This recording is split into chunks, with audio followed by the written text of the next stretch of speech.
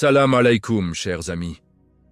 Imaginez un prophète si puissant qu'il ose défier l'ange de la mort d'un simple geste, faisant tomber son œil dans la poussière. Aujourd'hui, plongé dans la vie miraculeuse de Hazrat Moussa alayhi salam, pleine de leçons divines sur le sabre, la gratitude et le tawhid. Du Montour aux miracles inattendus, cette histoire inspirée du Coran et des hadiths vous émerveillera. Inch'Allah, likez la vidéo, abonnez-vous à Sacred Stories French et activez la cloche pour ne rien manquer. Chapitre 1. Le chemin vers le Montour. Rencontres inattendues et prières du cœur. Salam alaikum, chers amis. Imaginez un prophète marchant vers une montagne sacrée où chaque pas révèle les mystères de la vie humaine. Pauvreté, richesse, handicap. Et si ces rencontres ordinaires cachèrent des leçons divines sur le sabre et la gratitude? Dans ce premier chapitre, plongez dans le voyage de Hazrat Moussa alayhi salam vers le Montour, où trois âmes désespérées lui confient leurs tourments, nous rappelant que derrière chaque épreuve se cache la sagesse d'Allah subhanallah. Hazrat Moussa alayhi salam, ce prophète béni par Allah Rabbul Alamin, capable de converser directement avec le Créateur, se dirigeait un jour vers le Montour pour une rencontre divine. Comme le relate le Coran dans la sourate Taha, Moussa était choisi pour recevoir la révélation. Mais ce jour-là, son chemin allait être jalonné de rencontres qui testeraient sa compréhension des décrets d'Allah. Le soleil tapait fort sur le désert aride et Moussa, avec sa canne miraculeuse en main, avançait d'un pas ferme, le cœur rempli de tawhid, cette unité absolue avec Allah. Soudain, une femme apparut sur le sentier, les traits marqués par la souffrance.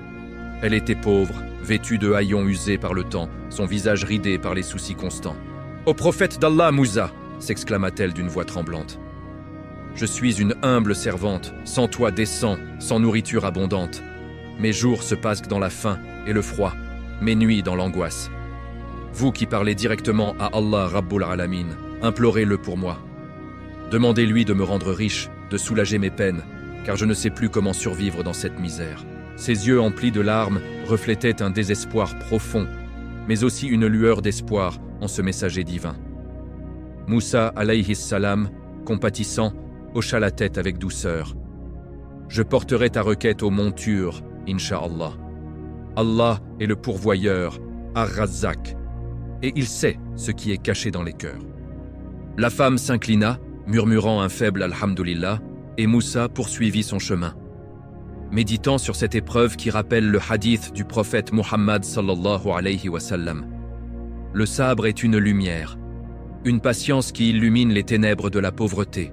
À peine avait-il avancé que surgit un homme riche, monté sur un chameau chargé de biens précieux, tissus fins, bijoux étincelants, sacs débordant de pièces d'or. Son apparence contrastait avec celle de la femme. Il portait des vêtements somptueux, mais son front était plissé d'inquiétude. « Ô Moussa, messager d'Allah, dit-il en descendant de sa monture, Allah m'a comblé de richesses infinies, tant et si bien que je ne sais plus comment les gérer. Mes entrepôts débordent, mes serviteurs peinent à tout surveiller. C'est une charge trop lourde pour mes épaules.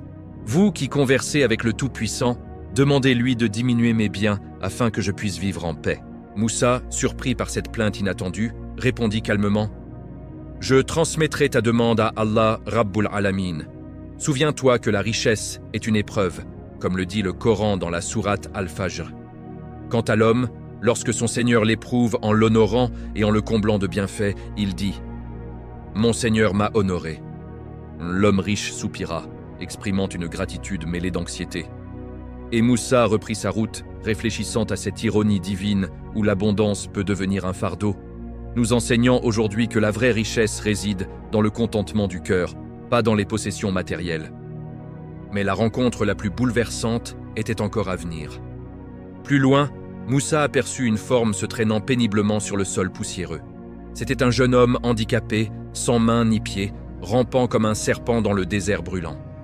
Ses vêtements étaient en lambeaux, son corps marqué par la poussière et la sueur. Avec un effort surhumain, il s'approcha de Moussa et leva un regard implorant. « Ô prophète d'Allah !» gémit-il d'une voix brisée par l'émotion. « Pourquoi Allah m'a-t-il créé ainsi? Sans mains pour travailler, sans pieds pour marcher. Je suis un fardeau pour moi-même et pour les autres. S'il est miséricordieux, pourquoi m'a-t-il envoyé sur terre dans cet état? Aurait-il pu me laisser dans le néant? quel bénéfice tire-t-il de ma souffrance? Les larmes coulaient sur ses joues, mélange de colère, de confusion et de résignation. Moussa, le cœur serré par cette vue déchirante, posa une main bienveillante sur son épaule. « Je questionnerai Allah, Rabbul Alamin, sur ton sort, ô monture. Sache que chaque création a un but, comme l'enseigne le Coran dans la sourate Al-Mulk. Celui qui a créé la mort et la vie, afin de vous éprouver et de savoir qui de vous est le meilleur en œuvre. » Le jeune homme hocha la tête faiblement, et Moussa, ému par cette leçon vivante sur le qadar, le décret divin, continua vers la montagne, portant ses 3 âmes dans ses prières. Ces rencontres nous rappellent, chers amis, que la vie est un test. La pauvreté forge le sabre, la richesse teste la gratitude, et le handicap révèle la profondeur de la foi. Mais que répondra Allah à ces plaintes? La révélation divine va tout changer. Si ces épreuves humaines vous ont touché au cœur, rappelant vos propres luttes, likez la vidéo, abonnez-vous à Sacred Stories French et activez la cloche pour ne rien manquer de la suite divine. Chapitre 2. Au sommet du monture, les réponses divines qui dévoilent les secrets de la gratitude. Salam alaikum, chers amis. Et si les réponses d'Allah à nos plaintes les plus profondes révélaient non pas une punition, mais une sagesse infinie capable de transformer nos vies? Imaginez-vous au sommet d'une montagne sacrée, enveloppée dans une lumière divine, où chaque mot prononcé par le Créateur ébranle l'âme et enseigne le vrai sens du shukr, la gratitude. Dans ce 2e chapitre, nous escaladons avec Hazrat Moussa alayhi salam le mont Tur, pour assister à un dialogue céleste qui éclaire les mystères de la pauvreté, de la richesse et du handicap. Subhanallah, ces révélations inspirées du Coran et des hadiths nous montrent comment un simple alhamdulillah peut ouvrir les portes du risque et du miracle, nous rappelant aujourd'hui que derrière chaque épreuve se cache une opportunité de rapprochement avec Allah, Rabbul Alamin. Le vent du désert s'était calmé lorsque Hazrat Moussa alayhi salam atteignit enfin le pied du mont Tur, cette montagne emblématique où, comme le décrit la sourate Taha, verset 9-10 du Coran Allah, avait déjà appelé Moussa pour la première fois. « Ô Moussa, c'est moi, Allah, le Seigneur des mondes. » Le cœur battant d'anticipation, Moussa gravit les pentes rocailleuses, sa canne miraculeuse, celle qui plus tard fendrait la mer Rouge, frappant le sol avec un rythme solennel. L'air se chargeait d'une aura mystique, comme si la terre elle-même retenait son souffle. Arrivé au sommet, Moussa s'agenouilla en toute humilité, attendant la voix divine qui traverserait les cieux pour toucher son âme. Soudain, une présence enveloppante se fit sentir, et Allah Rabbul Alamin s'adressa à lui avec une tendresse infinie. « Ô Moussa, quel message apportes-tu aujourd'hui de mes serviteurs ?» Les mots résonnaient non pas comme un tonnerre, mais comme une brise apaisante, emplie de rahma, miséricorde, qui fit frissonner Moussa de révérence. Moussa, avec une voix empreinte de respect, commença par évoquer la femme pauvre rencontrée sur le chemin. « Ô Allah Rabbul Alamin, j'ai croisé une femme accablée par la misère. Elle vit dans une hutte misérable, affamée et sans abri décent. Ses jours sont un tourbillon de souffrance et elle te demande « Pourquoi ne la rends-tu pas riche pour soulager son fardeau ?» Imaginez l'émotion dans la voix de Moussa, ce prophète qui avait lui-même fui l'oppression de Pharaon, connaissant trop bien les affres de l'exil et de la précarité. Allah, dans sa sagesse éternelle, répondit avec une douceur qui illumina le mont. « Ô Moussa, dis à cette femme de multiplier son choukr, qu'elle rende grâce en toutes circonstances et son risque s'élargira. Bientôt, elle deviendra riche, Inch'Allah. » Cette réponse n'était pas une simple promesse, elle échoit aux enseignements du prophète Mohammed sallallahu alayhi wa sallam dans un hadith rapporté par Muslim. Étonnante est la situation du croyant. Tout ce qui lui arrive est un bien pour lui. S'il lui arrive un bonheur, il remercie Allah et c'est un bien pour lui. S'il lui arrive un malheur, il patiente et c'est un bien pour lui. Ici, Allah enseigne que la gratitude n'est pas une réaction à l'abondance, mais une clé qui l'attire. Aujourd'hui, dans nos vies trépidantes, combien d'entre nous oublient ce secret? Face à une facture inattendue ou une perte d'emploi, un alhamdulillah sincère peut inverser le cours des choses, transformant la pauvreté en une école de foi inébranlable. Sans laisser Moussa reprendre son souffle, il poursuivit avec la requête du riche. « Ô Allah, un homme fortuné m'a aussi approché. Tu l'as comblé de biens au-delà de l'imaginable. Trésors, serviteurs, domaine vaste. Mais cette abondance l'accable, il peine à la gérer et te supplie de la diminuer. » Moussa décrivait la scène avec précision, revivant l'ironie de cet homme croulant sous l'or, pourtant tourmenté. Allah, avec un sourire divin que seule l'âme peut percevoir, répliqua « Ô Moussa, cet homme pratique un amal spécial. En toute situation, il exprime sa satisfaction envers moi et récite Alhamdulillah. C'est grâce à cette gratitude constante que je l'ai enrichi. S'il souhaite voir ses biens diminuer, qu'il cesse dès aujourd'hui de me remercier. » Subhanallah, quelle leçon profonde. Inspiré de la sourate Al-Baqarah, verset 152. Souviens-toi de moi, je me souviendrai de toi, sois-moi reconnaissant et ne sois pas ingrat envers moi. Le riche n'était pas béni par hasard. Sa richesse était le fruit direct de son choukr. Dans notre ère de consumérisme, où l'abondance engendre souvent l'ingratitude, cette histoire nous interpelle. Un simple remerciement quotidien peut multiplier nos biens, tandis que la plainte les érode. Pensez-y. Combien de fois remercions-nous Allah pour l'air que nous respirons, la santé que nous tenons pour acquise? Enfin, Moussa aborda le cas le plus poignant, celui du jeune handicapé. Ô Allah Rabbul Alamin, un jeune homme sans main ni pied, rampant dans la poussière, m'a questionné. Il se sent inutile, un fardeau sur terre, et te demande: quel profit tires-tu de sa création dans cet état? Pourquoi l'as-tu envoyé ainsi au monde? Les larmes montaient aux yeux de Moussa en revivant cette rencontre, son cœur de prophète saignant pour cette âme brisée. Allah, dans sa hikmah, sagesse infinie, répondit avec une révélation qui stupéfia Moussa. « Ô Moussa, par cet homme, je scellerai une brèche en Jahannam. » Moussa, abasourdi, insista. « Ô Allah, tu l'as privé de membres en ce monde, et après la mort, tu l'utiliseras pour boucher un trou en enfer? N'est-ce pas une cruauté? » Mais Allah expliqua patiemment. « Je l'ai créé précisément pour cela. Son existence sert un dessein plus grand que ce qu'il imagine. » Cette réponse évoque la sourate Al-Insan, versets 2-3. Nous avons certes créé l'homme d'une goutte de sperme, mélangée, afin de l'éprouver. Le handicap n'était pas une punition, mais une mission divine, enseignant que chaque vie, même la plus fragile, porte un but cosmique.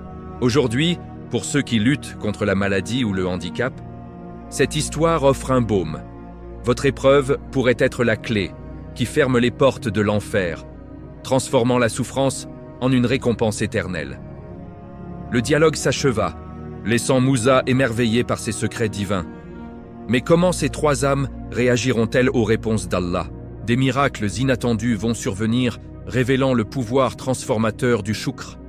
Si ces révélations divines sur la gratitude et la sagesse d'Allah vous ont inspiré à multiplier vos alhamdulillah dans la vie quotidienne, likez la vidéo, abonnez-vous à Sacred Stories French et activez la cloche pour explorer les miracles qui suivent. Chapitre 3. Les miracles de la gratitude. Quand un simple alhamdulillah change tout, salam alaykoum, chers amis. Et si une parole de gratitude pouvait transformer un corps brisé en un jeune homme parfait, faire disparaître une richesse écrasante, ou détruire le dernier refuge d'une pauvre âme? Imaginez des miracles qui surgissent en un instant, prouvant que le shukr n'est pas une simple habitude. C'est une clé divine qui ouvre les portes du ciel sur terre. Dans ce troisième chapitre, nous suivons Hazrat Moussa alayhi salam, redescendant du mont Tur, porteur des réponses d'Allah Rabbul Alamin. Trois âmes attendent et leurs réactions vont déclencher des prodiges qui nous font pleurer de reconnaissance. Subhanallah, préparez votre cœur à être ému par la puissance du Alhamdulillah. Hazrat Moussa alayhi salam descendait lentement les pentes du mont Tur, le cœur encore vibrant des paroles divines.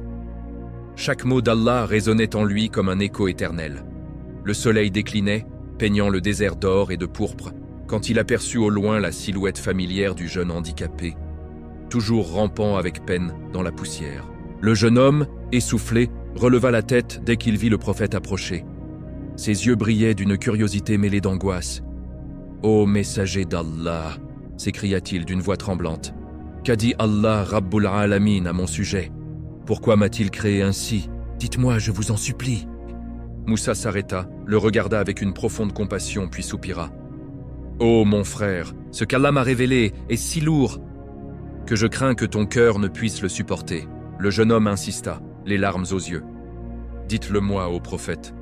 Je suis prêt à entendre la vérité, quelle qu'elle soit. » Alors Moussa, la voix grave, répéta les paroles divines.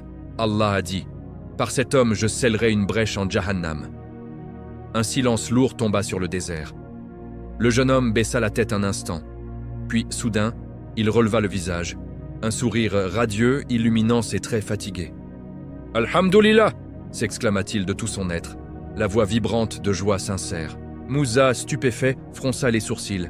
« Attends, Allah t'utilisera pour boucher un trou en enfer après ta mort, et tu dis « Alhamdulillah » Le jeune homme répondit avec une sérénité surnaturelle. « Ô prophète d'Allah, pendant des années j'ai cru que ma vie n'avait aucun sens. Je me haïssais, je maudissais mon état. Mais aujourd'hui, je sais que j'ai un but divin. Allah m'a créé pour une mission si grande qu'il me réserve une place spéciale. Comment ne pas le remercier? Alhamdulillah, Alhamdulillah. » Moussa, ému mais encore troublé par cette foi si pure, secoua la tête. « Tu es fou, ou alors tu es le plus sage des hommes. » Soudain, une lumière douce enveloppa le jeune homme. Moussa recula d'un pas, émerveillé. Devant ses yeux, le corps mutilé se transforma. Des bras apparurent, forts et parfaits, des jambes se formèrent, droites et vigoureuses. En quelques secondes, le jeune handicapé devint un jeune homme d'une beauté saisissante, debout, marchant pour la première fois de sa vie. Il leva les mains au ciel, pleurant de joie. « Alhamdulillah, ô Allah, tu es le plus grand. » Allah Rabbul Alamin s'adressa alors à Moussa. « Ô Moussa, regarde bien, c'est le choukr qui a attiré ma rahma. Parce qu'il m'a remercié dans l'épreuve la plus dure, je lui ai rendu ce qu'il avait perdu, et bien plus. » Subhanallah. Cette scène rappelle le hadith authentique. Celui qui dit Alhamdulillah dans toute situation, Allah lui accordera ce qui est meilleur que ce qu'il a perdu. Moussa, encore sous le choc, reprit sa route. Plus loin, il croisa le riche, toujours entouré de ses serviteurs et de ses trésors. L'homme s'approcha, impatient. « Ô prophète, qu'a dit Allah pour moi ?» Moussa répondit « Allah t'a béni grâce à ton choukr constant. Tant que tu diras « Alhamdulillah » en toutes circonstances, tes richesses augmenteront. Mais si tu veux les diminuer, cesse de le remercier. » Le riche sourit, les yeux brillants. « Ô Moussa, comment pourrais-je passer une seule journée sans dire « Alhamdulillah » ? Même dans la peine, même dans la joie, je remercie mon Seigneur. Je ne cesserai jamais. Moussa hocha la tête, impressionné par cette résolution. Enfin, il arriva près de la hutte de la pauvre femme. Elle l'attendait, les mains jointes. « Ô messager d'Allah, qu'a dit le tout miséricordieux ?» Moussa lui transmit « Multiplie ton choukr et ton risque s'élargira.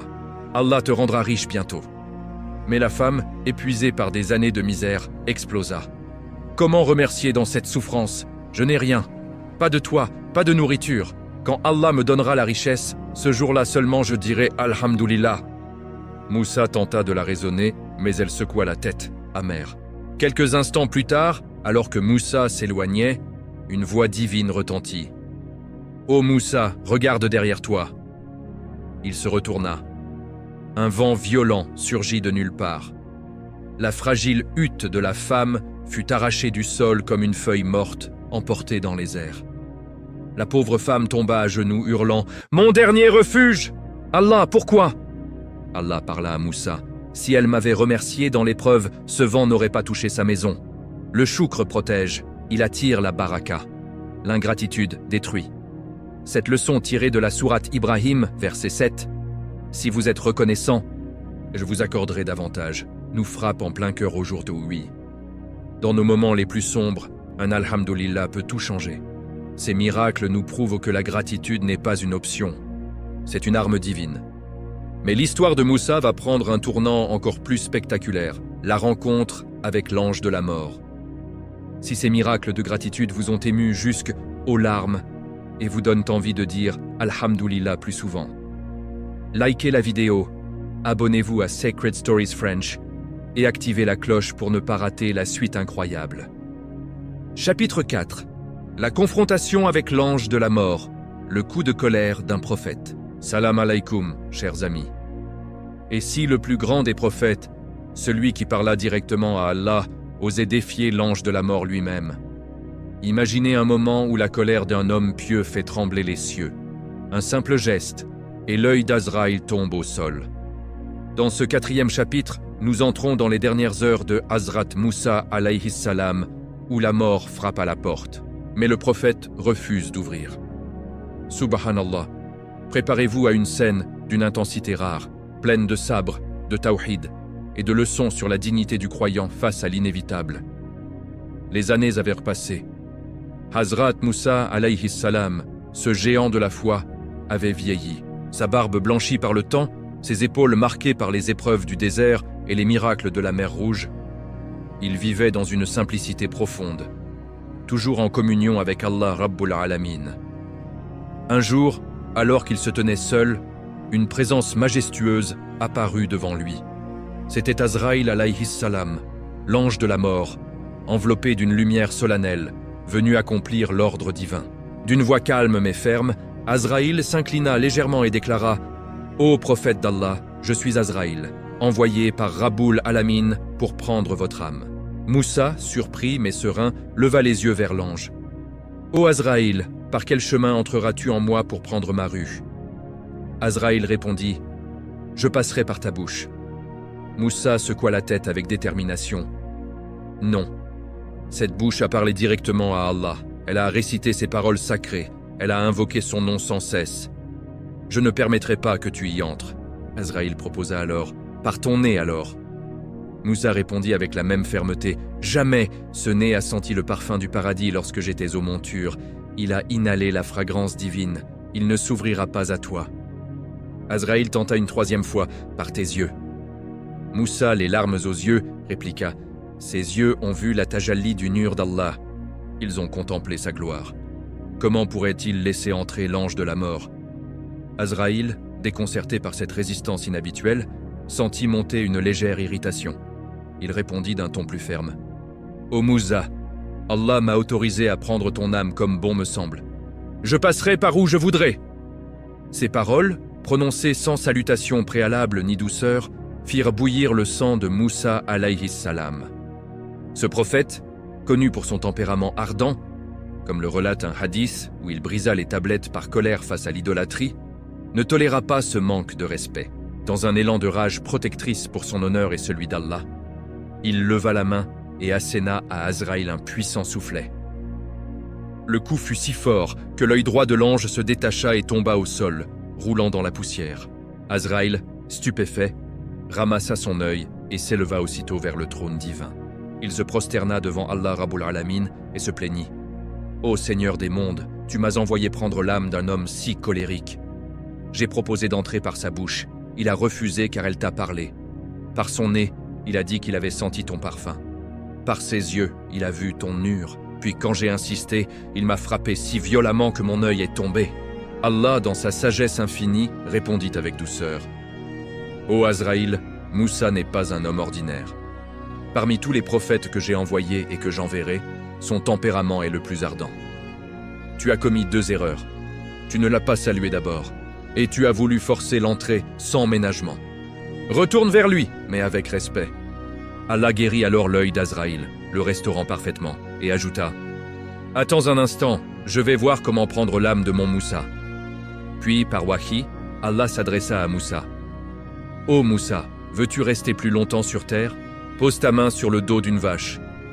Pour chaque poil sous ta paume, je t'accorderai 1 année de vie supplémentaire. » Moussa alla vers une vache, posa sa main sur son dos et retira sa paume. Il demanda « Ô Allah, combien d'années cela fait-il » Allah répondit « Autant que de poils sous ta main. » Moussa, les yeux humides, déclara « Ô Rabbul Alamin, à quoi bon prolonger? Un jour, je mourrai quand même. Mieux vaut te rencontrer maintenant dans ta gloire que de vivre plus longtemps dans ce monde éphémère. Prends mon âme, mais accorde-moi une dernière faveur, que je te voie une ultime fois. » Allah accepta. « Demain, viens aux montures. » Moussa, le cœur gonflé d'amour et de tawhid, se prépara à cette rencontre finale. Mais que révélera cette ultime tajalli? Et comment l'âme du prophète quittera-t-elle ce monde? Si la force et la foi inébranlable de Moussa face à la mort vous ont bouleversé, likez la vidéo, abonnez-vous à Sacred Stories French et activez la cloche pour assister au dénouement divin. Chapitre 5. L'adieu éternel, miracles ultimes et le départ vers l'au-delà. Salam alaykoum, chers amis. Et si la mort n'était pas une fin, mais un retour triomphal vers le Créateur, marqué par des miracles qui défient l'imagination, une pomme du paradis, un cerf surgissant d'une pierre et un enterrement par des milliers d'anges, imaginez le prophète le plus proche d'Allah affronter son dernier instant avec une joie infinie, nous enseignant que la vraie vie commence après ce monde éphémère. Dans ce chapitre final, nous assistons à l'apothéose de la vie de Hazrat Moussa alayhi salam. Une vision divine, une prière pour son peuple et un départ qui scelle des leçons éternelles sur le risque, le tawhid et l'humilité face à la mort. Subhanallah, ces moments, inspirés de la sourate Taha et de hadiths authentiques, nous rappellent que chaque souffle est un cadeau et que la gratitude ouvre les portes du Jannah même dans l'ultime épreuve. Le lendemain arriva comme une promesse divine. Hazrat Moussa, alayhi salam, le cœur rempli d'une sérénité profonde, se dirigea une dernière fois vers le mont Tur. Ses pas étaient allégés, malgré les ans qui pesaient sur ses épaules.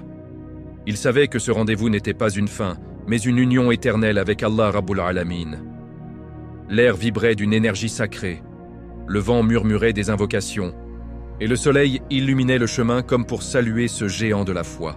Arrivé au sommet, Moussa s'agenouilla, les yeux levés vers les cieux, attendant la tajalli promise.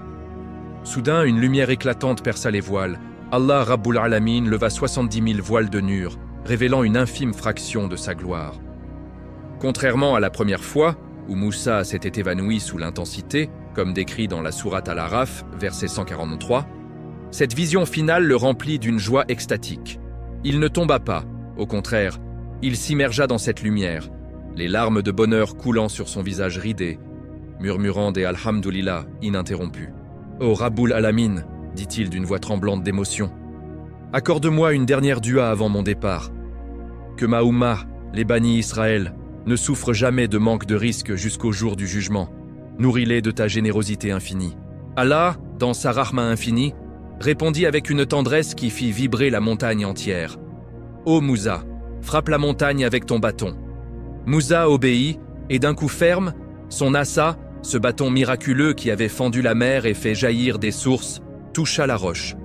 Instantanément, une rivière jaillit des entrailles de la pierre, ses eaux cristallines scintillant sous le soleil. Émerveillé, Moussa contempla ce prodige, mais Allah poursuivit. « Frappe maintenant l'eau de la rivière. » Moussa s'exécuta, et au contact du bâton, un immense rocher émergea des flots, imposant et mystérieux. « Frappe ce rocher, ô Moussa !» Le prophète leva son asa une dernière fois, et le rocher se fendit, libérant un cerf majestueux qui bondit au dehors. À la stupéfaction de Moussa, le cerf avait de l'herbe fraîche dans la bouche, comme s'il paissait dans un paradis caché. Allah expliqua alors. « Ô Moussa, regarde bien. Dans la montagne, une rivière. Dans la rivière, un rocher. Dans le rocher, ce cerf que je nourris de ma main. Si je prends soin d'une créature enfouie dans les profondeurs, comment pourrais-je négliger les Bani Israël? Ou n'importe laquelle de mes créations. Je suis Ar-Razzaq, le pourvoyeur, et le risque de tout être vivant est entre mes mains. » Cette leçon, tirée d'un hadith similaire où le prophète Muhammad sallallahu alayhi wa sallam enseigne que même les oiseaux sortent le matin le ventre vide et rentrent repus par la grâce d'Allah, nous interpelle aujourd'hui. Dans nos soucis financiers ou nos peurs du lendemain, rappelons-nous que le risque est prédestiné.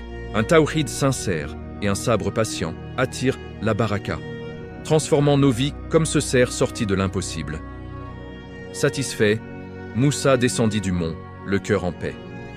Mais le destin l'attendait dans un désert aride, où il aperçut 6 hommes creusant une tombe au milieu de nulle part. Intrigué, il s'approcha.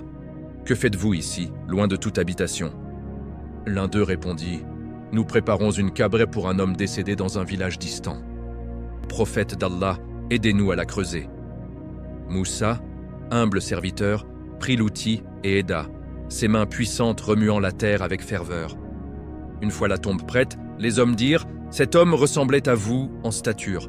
Allongez-vous dedans pour vérifier si elle convient. » Moussa s'allongea et une paix surnaturelle l'envahit, comme un avant-goût du repos éternel. À cet instant, Jibril alayhi salam descendit avec une pomme du Jannah, son parfum enivrant emplissant l'air. « Ô Moussa, mange cette pomme envoyée par Allah, c'est ton heure. » Et Moussa mordit dedans avec joie, et au moment où sa bouche s'ouvrit, Azraïl entra discrètement, prenant sa rue sans douleur. Les 6 hommes révélèrent leur vraie nature, des anges envoyés par Allah. Ils lavèrent le corps de Moussa avec de l'eau parfumée, l'enveloppèrent dans un kafan du paradis, et célébrèrent sa janaza, avec des milliers d'anges descendant des cieux, leurs voix chantant des tasbihs qui firent trembler le désert. Allah effaça alors toute trace de la tombe pour empêcher les bannis Israël, enclins à l'idolâtrie, de l'adorer comme un lieu de shirk. Ainsi partit Moussa alayhi salam, non dans la tristesse, mais dans la gloire divine, nous laissant un héritage. Le sabre face aux épreuves, le choukr en toutes circonstances, et l'amour inconditionnel pour Allah. Subhanallah, chers amis, cette vie miraculeuse de Hazrat Moussa nous enseigne que chaque épreuve est une porte vers la sagesse divine, et que la gratitude transforme tout. Si ces leçons sur le tawhid, le risque et le pardon vous ont transformé, likez massivement la vidéo. Abonnez-vous à Sacred Stories French, activez la cloche pour plus d'histoires inspirantes. Commentez votre leçon préférée. Est-ce le miracle du cerf ou le coup à Azraïl? Et partagez avec vos proches pour propager la lumière de l'islam. Inch'Allah que ces récits renforcent notre iman. Wassalam alaykoum.